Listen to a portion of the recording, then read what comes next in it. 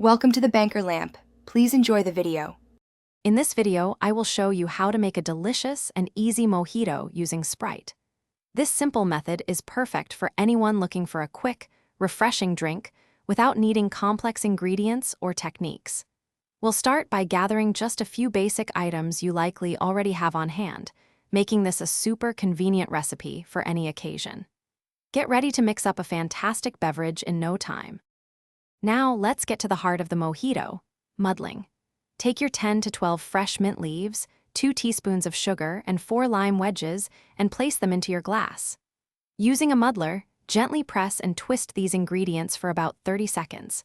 The goal isn't to shred the mint, but to release those wonderful aromatic oils and the fresh lime juice, creating a vibrant base for your drink.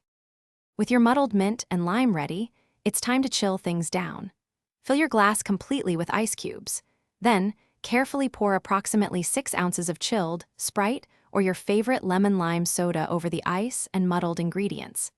Give it a gentle stir with a spoon to ensure all those fantastic flavors are well combined and evenly distributed throughout your refreshing beverage. This step brings everything together beautifully. Finally, let's add those finishing touches to make your mojito look as good as it tastes.